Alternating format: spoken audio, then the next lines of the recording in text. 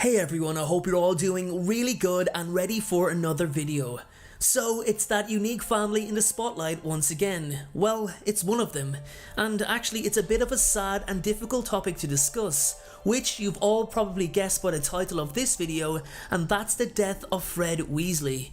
Now guys, I want to talk about every factor relating to his death. We'll talk about how he died, why he died in that way, why J.K. Rowling wanted to kill the character in the first place, how and who Fred's death affected, his last words. We'll even look at how the death was written in the books, and I'll be asking the question, did Fred Weasley actually need to die?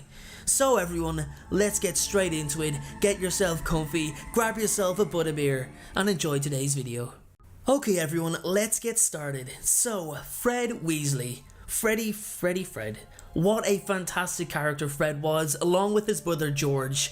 The twins were the perfect example that incorporating humour and trying to see the funnier side of life doesn't always result in being labelled with the non-ambitious tag. The twins were actually extremely bright and were performing impressive spells from the age of 5. Well, for their age, it was impressive.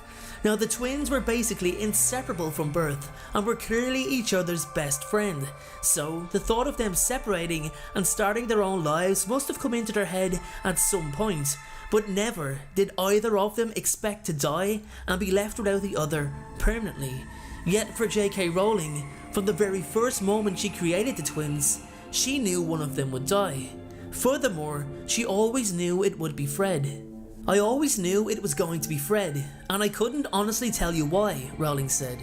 Fred is normally the funnier but also the crueler of the two, so they might have thought, the fans that is, that George would be the more vulnerable one and therefore the one to die. However, the writer goes on to say it was definitely something she didn't enjoy. It was awful killing Fred. I hated that, Rowling said. So poor Fred's fate was written even before his character began to evolve, which goes to show just how much consideration Rowling gave to each character that she wrote to die. Don't forget, Arthur Weasley was also supposed to die until there was a last minute change of mind. The Weasleys were getting the axe faster than we could count, and how would that have affected Molly? She'd already lost her two brothers Fabian and Gideon in the first Wizarding War, something that stayed with her, and she was also set to lose her husband and one of her beloved children. Thank God Arthur was kept alive. He was actually the only decent father in the entire series if you ask me. I think JK wanted to make it clear in her writing how close Arthur was to death by narrowly surviving the snake bite. But there's another person who was left devastated by Fred's death, and that was, you've guessed it, George. The saddest part is that George never fully recovered after losing his brother. He was never the same person. You could even say the George we all knew when Fred was alive died with his brother that day. It's actually a heartbreaking realization that George Weasley lives his very own mirror of Erised desires every time he looks into a mirror. He doesn't need anything magical to see the face staring back at him because it resembles his brother so closely. I can't imagine how painful it is for one twin to lose their sibling. Now, I can't speak from a personal point of view because I'm not a twin, but there definitely seems to be a very strong bond between twin siblings. It's also quite fitting that George went on to marry Angelina Johnson, who actually attended the Yule Ball with Fred.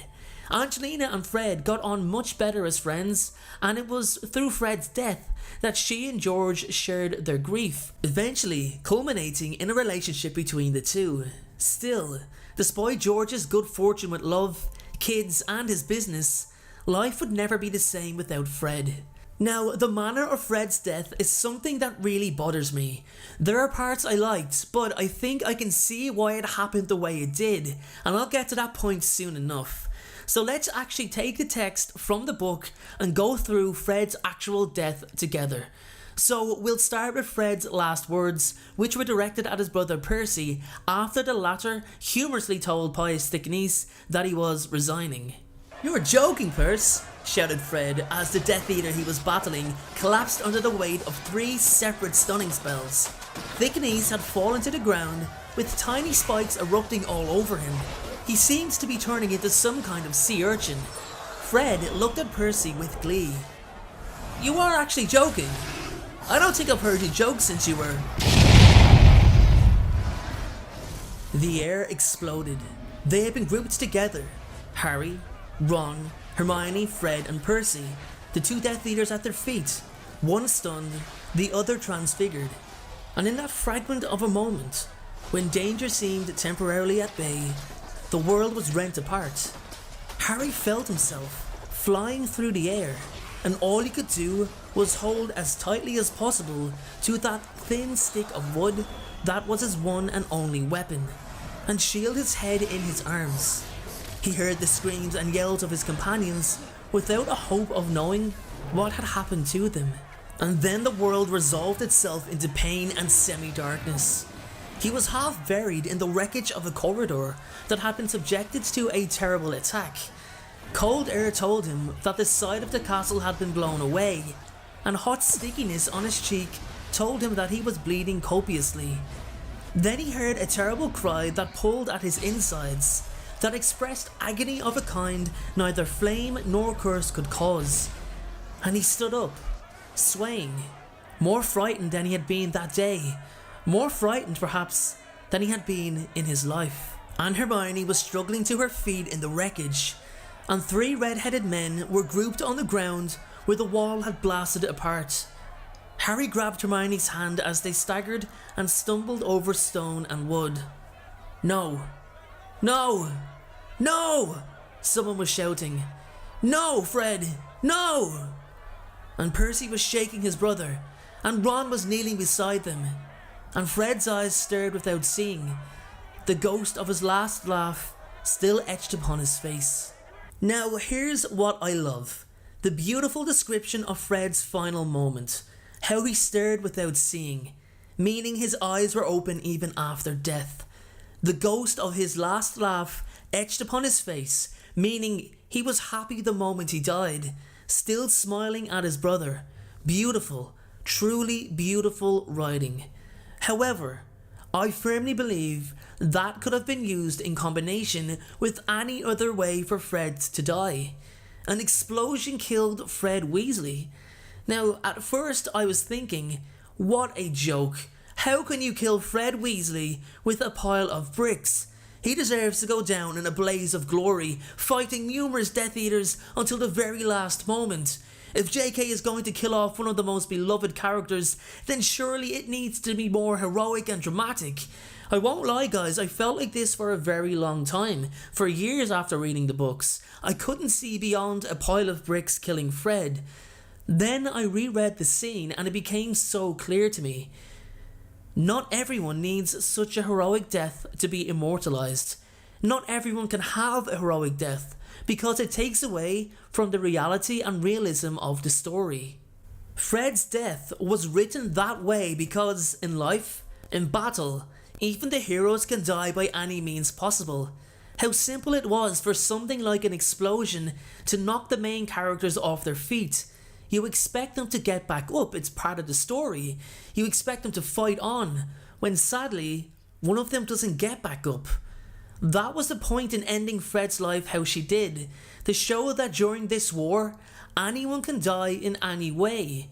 In fact, it actually makes me angrier to think that callous actions from Death Eaters caused the explosion, which was solely intended to harm, and harm it did. Anyway guys, that was my video on the death of Fred Weasley. I just wanted to have a small discussion on the topic for a change, so let me know in the comments section below if this kind of video goes down well with you guys, because I'd be so happy to make a couple more. Thanks again, have a great day, and always remember everyone, be happy and be kind. Thank you so much for watching, I truly appreciate your support.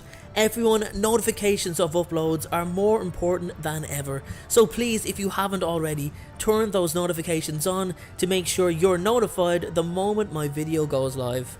Making videos is what I love to do, it's my dream and my passion. However, it does cost time and money to produce this content, so if you have $1 to spare to support me on Patreon in exchange for some exclusive unseen content, then you can click the Patreon link below or at the end of this video.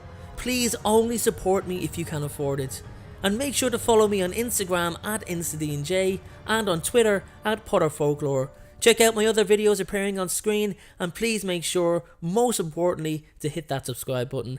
Thanks again everyone, and please have a great day.